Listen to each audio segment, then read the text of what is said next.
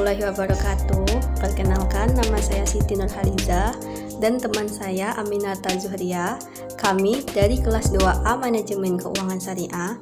Di video ini kami akan menjelaskan materi mengenai falsafah sistem ekonomi mikro Islam dengan poin-poinnya, yaitu ada 6. 1. Apa itu filsafat sistem ekonomi mikro Islam? 2. Konsep filsafat sistem ekonomi mikro Islam. 3. Pengertian dan tujuan sistem ekonomi Islam. 4. Prinsip dan ruang lingkup sistem ekonomi Islam.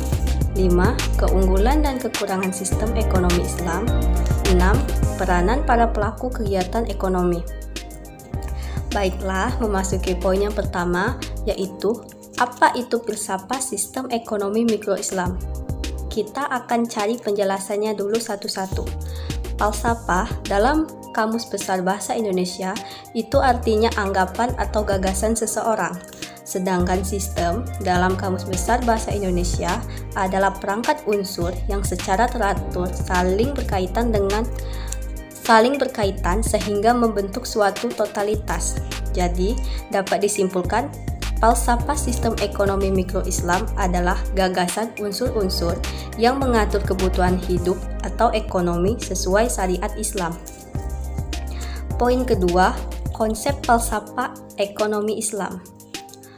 Falsafah ekonomi Islam didasarkan pada filsafat Tuhan, manusia atau kosmis, dan alam atau kosmos. Jadi, kuncinya terletak pada manusia dengan Tuhan, alam, dan manusia lain.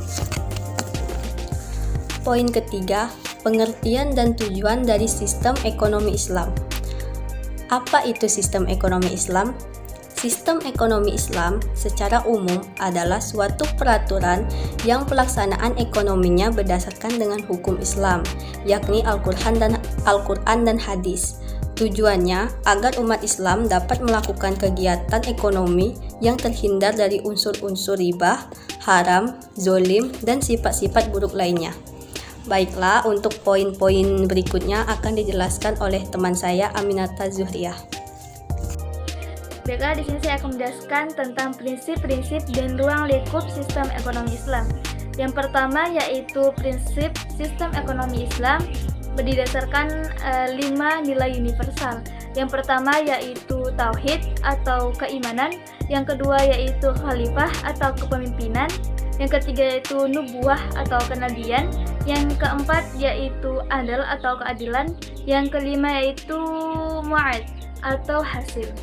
Adapun juga yang kedua yaitu ruang lingkup sistem ekonomi Islam, ada ba'i, akad, syirkah, mudarabah, muzara'ah, wasyaqah, hiyar, ijarah, gadai, wadi'ah, wakalah, ta'min, qard, dan ba'i al-wafar. Adapun pembahasan selanjutnya yakni keunggulan dan kekurangan sistem ekonomi Islam. Yang pertama yaitu keunggulan sistem ekonomi Islam ada 3. Yang pertama yaitu menggunakan moral dan etika. Yang kedua yaitu berdasarkan keadilan. Yang ketiga yaitu kebebasan dalam mengambil keputusan. Adapun yang kedua yaitu kekurangan sistem ekonomi Islam ada 2. Yang pertama yaitu perkembangan literatur ekonomi Islam berjalan lambat. Yang kedua yaitu praktik ekonomi konvensional lebih dikenal oleh masyarakat. Pembahasan selanjutnya yakni peranan para pelaku ekonomi. Yang pertama yaitu rumah tangga berperan sebagai konsumen dan penyediaan jasa. Yang kedua yaitu perusahaan berperan sebagai produsen, distributor, dan konsumen. Yang ketiga yaitu pemerintah berperan sebagai mengatur dan juga sebagai produsen dan konsumen.